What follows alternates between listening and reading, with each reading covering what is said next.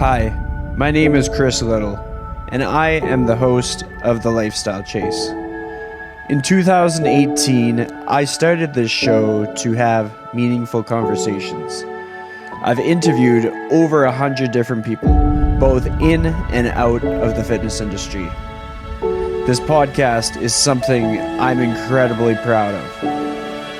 Welcome to Season 4. Thanks for joining me.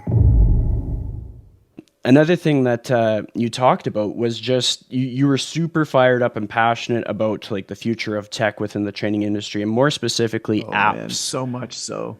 I want to dig into that a bit more because like I'm someone who uses like online training apps. I mostly use PT Distinction. I've trialed some of the other ones. I was listening as to how you were part of consulting for many different companies. You're coming out with some stuff, and let's talk about that. Yeah, what do you want to know? So what was the trigger that kind of got you rolling and wanting to focus more on training apps, and what direction do you see it going within your lens?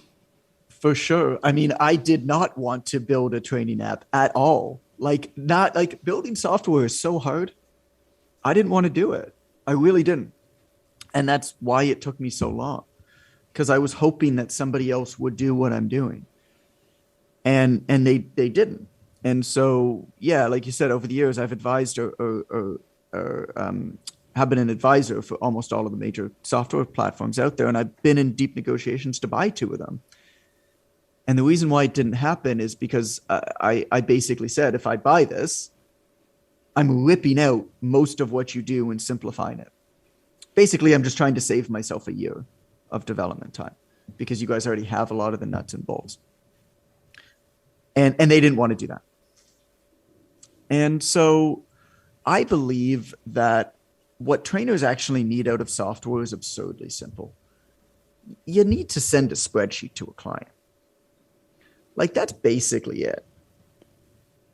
And so the spreadsheet, needs to be, put it this way, the data entry task for workout programming is an unbelievably complicated, convoluted task for a few reasons.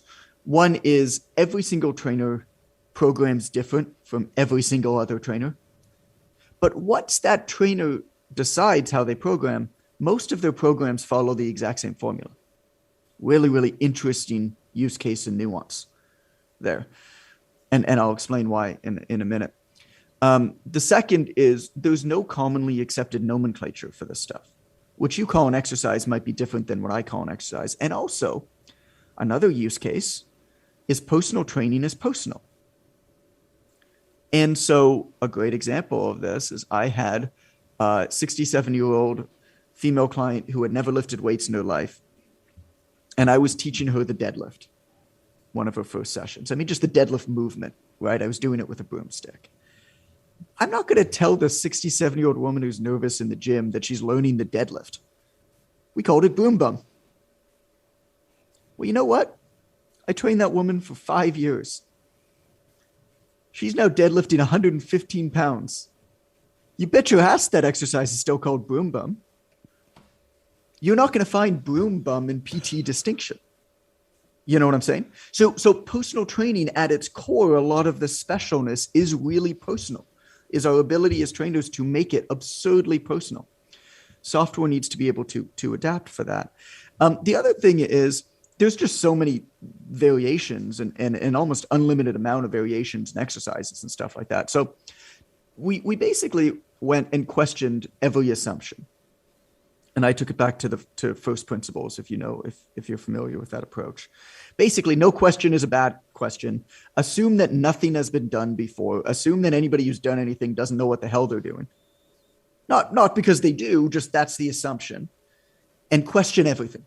And so we hired a firm out of Boston that teaches at Harvard University to work with us on this product innovation research. And we asked every question. We built prototypes. We did interviews. We've been doing this behind the scenes for a year and a half. Nobody knew it was us. We were doing it anonymously. We've probably spoken to a lot of our community. They just didn't know it was us. And question every assumption. Like, do you need a workout library if you're building a software for trainers? Seems obvious that you should.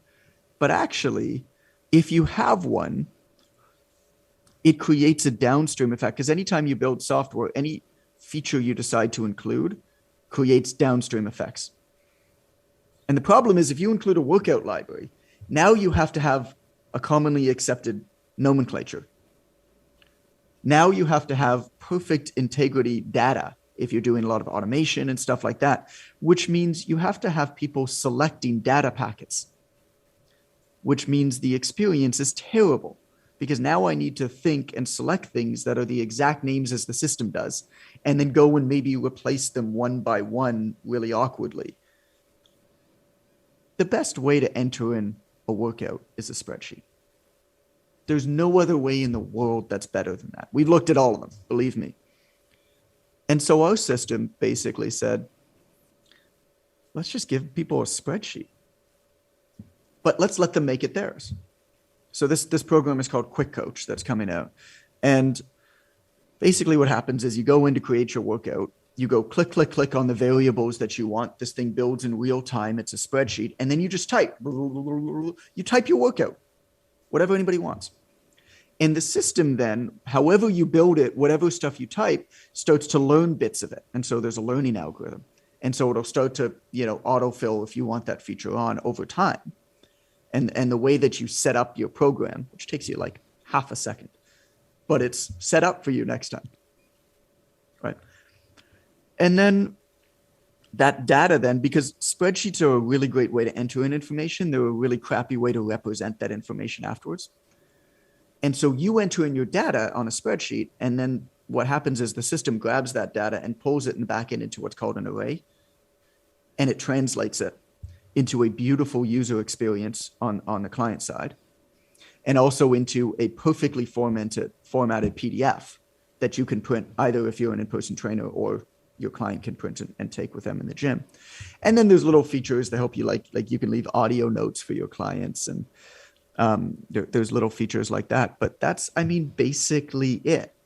It's absurdly simple, and we're giving it away 100% for free to our audience or to our community, to anybody who wants to use it. Because I believe that personal trainers, fitness professionals are the most important health professionals in the world. I'm not downplaying the role of doctors, physiotherapists, chiros, anything like that. But I can't help but think that we need a lot fewer of them if trainers were given the proper tools, resources, and support to be able to do a good job. And software is one component of that. The fact that most of the software companies are run by venture capital, and I call it greedy big fitness, but basically private equity venture capital. And as a result, bloat their systems with all of these unnecessarily complex stuff that no trainer really needs or even wants, in order to justify charging a whole bunch of money for their software so that they can appease their investors. To me, that's ass backwards.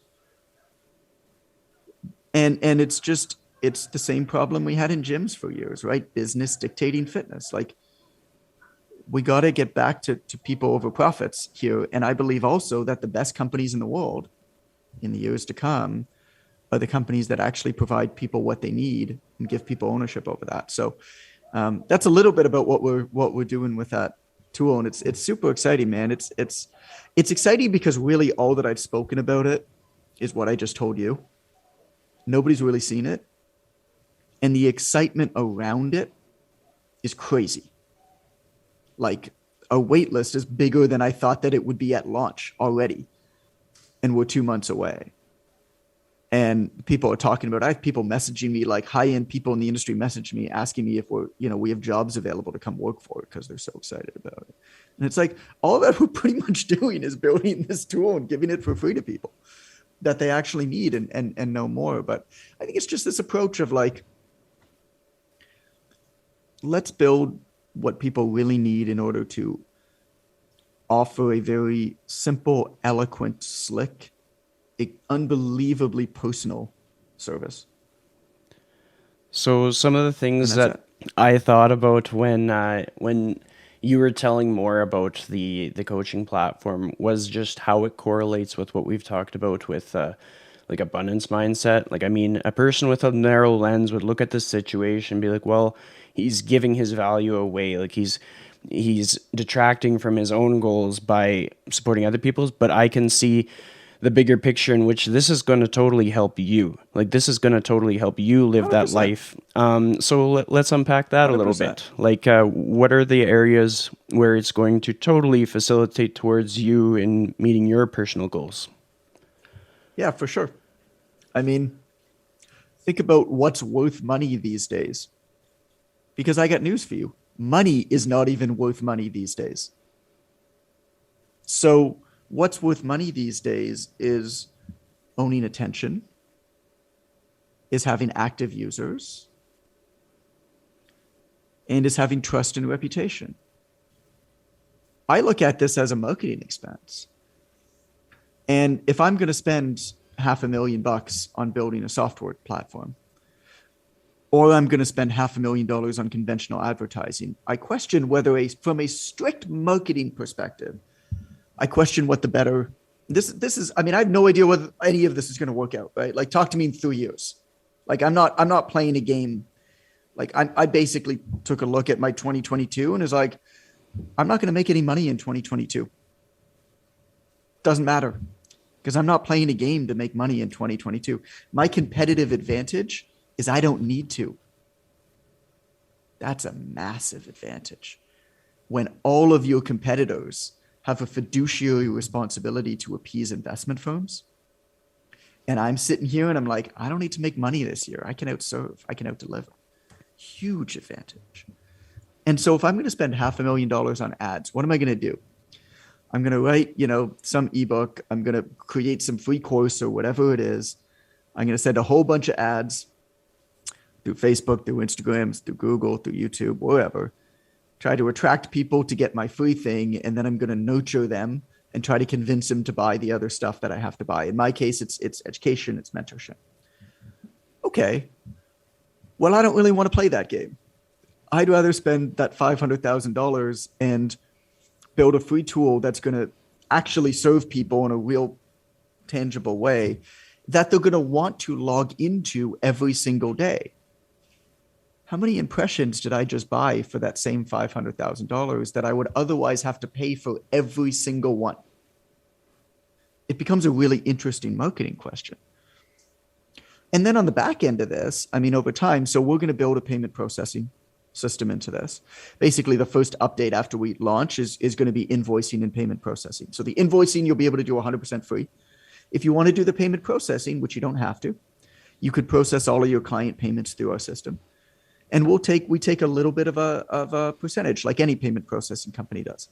You're not going to pay any more than if you were to process your payments through Stripe or PayPal or anything like that.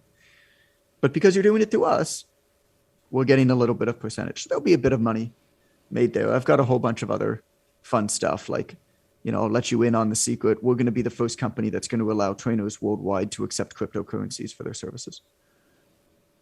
And so there's a lot of fun stuff like that that's going to come down the pipeline with it.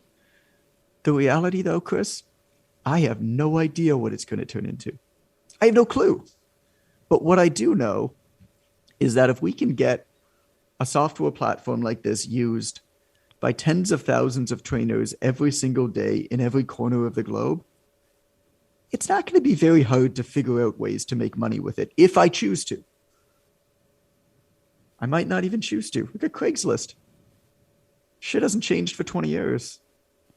Dude doesn't care. Making a few $1,000,000 a year, he's happy. He could easily make hundreds of millions, could even be a $1 billion unicorn. He doesn't care. He's good. He's offering a great service for the world. I mean, sometimes we have to reflect on the fact that, like, money isn't the entire human experience. Like, you talked about the emphasis that you had on, like, the life experience that you want to have. You want to be able to travel. You want to be able to spend time with family. You wanted these things.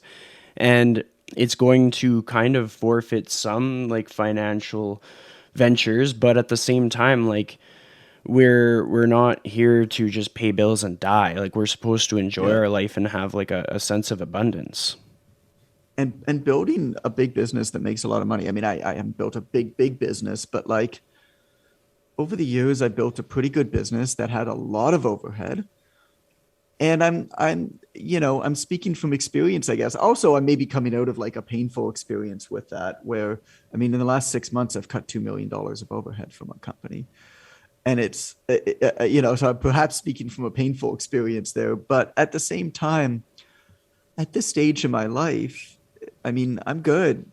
Fitness industry has served me well in ways that I never desired, in ways that I never anticipated. I mean, I made it up as I went, but I'm sitting here at 36 years old. Like, I'm good. I mean, do I never need to make money for the rest of my life? No, but like pretty close. And I'm not really that worried about making money, and I have a wife that I love. I've traveled 4 to 6 months every year for the last 9 years. I have a 4.5-year-old son, and I have another kid on the way. Do I really want to do the Silicon Valley thing and try to push for, $100 million business? Or can I just for a couple years be like, nah, you know what? Let's keep this absurdly simple. Let's keep this really low overhead. Let's just maybe not push the envelope for a little bit of time and just see what happens. And it's going to be a really interesting experiment. And I don't know what's going to happen. Like I said, I have no idea what's going to happen. I have a whole bunch of philosophies about the way that the world is going, about the way that the fitness industry is going. And I'll write a white paper or two probably this year about redefinition and job roles in the fitness industry and artificial intelligence and augmented intelligence. I think there's a lot of interesting stuff coming down the pipeline there. But, at the same time, we'll see, right? I'm playing, like I said, talk to me in 3 years, talk to me in 5 years. I think some of the interesting things that came out of that are just like when we think about you're not necessarily wanting to establish something huge on your own, but when we think about how that's going to empower other people, like the amount, the level of equip that they will have within what they bring to the industry and how you will be so closely networked with them all, that could be more powerful than if you did put more resources into the goal Yeah. or if you went all in kind of thing. Yep. Yeah. I think I've been on a very interesting business journey in the last decade. Like I said, it wasn't anything that I desired. I mean, I grew up in a reasonably affluent, upper middle class Jewish neighborhood in Toronto, Canada. Like I'm a, white cisgendered male from Canada. Every adult that I ever knew was a lawyer, doctor, dentist, teacher, or accountant. And every single one of my friends is one of those things. My dad's a, middle management business guy. My mom's a teacher. My sister's a lawyer. My brother's a small business banker, and my other brother's a teacher. Like everybody are these things, right? I never aspired to do anything different. Like every good Jewish boy, I thought I was going to be a doctor when I grew up. Even going into university, going into kinesiology, I figured my undergrad didn't matter. I may as well do like sports science because it'd be fun. I'm going to go to medical school anyway, like live my life as a doctor, right? It was just never a thought. And then, these past 10 years, I've sort of started to get involved in a lot of some more private, some less private, like business owner groups, largely outside of the fitness industry. I just think there's a lot to be gained from different disciplines and people doing different things. You learn a lot of principles that work across the board. And I started comparing myself to them. And you know what the first question anybody asks when you're at a business networking event is? How many people work for you? What a stupid fucking question that is. Everybody's just trying to figure out whether they're more or less important than you. And the way that they're doing that is by comparing how many humans you have under your employ. What I want to be able to do is I want to go to those events and be like, 4. And I profit $4 million a year. How about you? As opposed to what I used to say, which is 30 across 8 countries or something, feeling like I'm all like a big shot, right? Whereas behind the scenes, I'm thinking, I'm like, and we're not going to be making much money this year because we're building for the future, right? Whereas really all that I'm doing is I'm satisfying my ego to be able to brag to my buddies at business events. It's the dumbest thing. But like, this is the journey I feel like people go on. I mean, it's this ongoing kind of thing where it's a journey of building a business, just like a journey of building a body. I mean, you start, you know nothing, you feel like you know nothing. Then you learn a little bit of information and you're at the top of Mount Stupid and you're arguing with people on the internet on why your dogmatic discipline is the best way to do it. Then you learn more and you realize you never knew shit. Like, it's not dissimilar.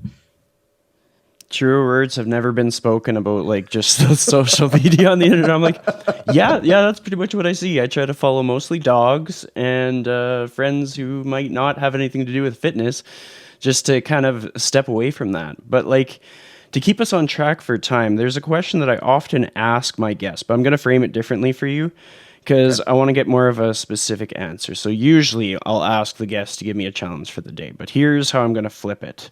So at this point in my life, I'm 29 years old. I got about 4 years of training experience as a personal trainer. You know how many podcast episodes I have. I probably work about 70 to 80 hours a week between 2 or 3 different industries. If you were to give me... Tell me more about that. What are you doing? I can unpack that after we finish the show for sure. Okay. If you were to give me a piece of advice on how, like, what one thing that I could do tomorrow that you think would benefit me based on what you know about me from our conversation. Stop doing so much shit. Pick one thing and do it really well. For sure. I don't even know what you do. Like, that's the advice. I mean, it's this, like, what are you trying to accomplish? And what's the number one thing that you can do that you believe will get you there as fast as possible? And it's often somewhat creative. I'll tell you an example, because I gave this example on a podcast a couple of weeks ago. It was a business owner podcast. And it was a gym owner podcast. So this was a group that's like business mentors to gym owners and stuff like that. They were talking about how they help different gyms build their local clientele and whatever. And they're talking about how they help them do lunch and learns and things. I was like, that's cool. But like, I've tried the lunch and learn game. It doesn't work that well. Like, you're going to call up some middle HR manager at a local company and be like, I have value to add to your people. Let me come into your lunchroom and I'll tell them how to be more fit. And you as a company are going to benefit because your people are going to be more productive. Like, there's a lot of stretches there that you got to overcome. You know what I'm saying? But if your goal is to build a local gym and a local clientele and a big network that's going to serve you for years, well, there's really only one thing that I think that you need to do. And they were in Sacramento. So here's the example that I told them. I'm like, as the gym owner, you should start a podcast that's called The Best of Sacramento. And you should call up the secretary of the CEO of the company that you want to do the lunch and learn at. And you want to say, hey, I run a podcast called The Best of Sacramento, where I interview the trailblazers, the leaders, the men and the women that are bringing Sacramento into the 21st century, doing incredible things. And I would love to interview Mr. So-and-so or Mrs. So-and-so on my podcast, The Best of Sacramento. Is he available for a half an hour or an hour slot on his schedule, on her schedule, to do this interview, to share his wisdom? You bet your ass you're going to now have an hour conversation with the CEO of this big company. Why? Because you appeal to status. Now, how many people did that CEO have a one-on-one, eye-to-eye engaged conversation with that month? You might be the only one. And by the way, you just so happen to own the gym that's there. That's all I do. That's all I do. And so whether that's, the right way to do it or not, my all of this to say, it's so easy to get wrapped up into doing so many things that we feel like we should do because we see other people do it. I've got to create content. I've got to take off my shirt on the internet. I've got to, oh my God, look at my ass. Look at what Booty Band Betty is doing, showing all these unique exercises. And that's how she got glutes and that's how she's getting attention. And so I need to do that, not realizing that Booty Band Betty is a Latina from Miami and she was born with that ass. You have to play your own game, and the way to play your own game is to say, what is it that I really want to accomplish, and what's the absolute best way to get me there? And that might change over time. You are my 16th of 18 podcasts this week that I'm doing, Chris. And I'll tell you, man, I've done like 70 podcasts in the last month. I'm about done doing podcasts.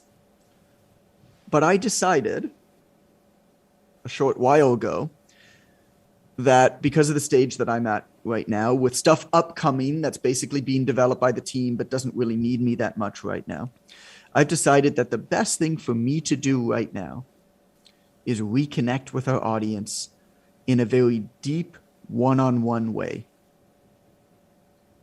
looking particularly for indicators of who in our audience are not just potentially influential now, but have pretty good odds of being influential in the years to come. I decided that that was the most important thing for me to do over these 2 months. So I'm going to the edge of the map with it, and I'm not doing much else.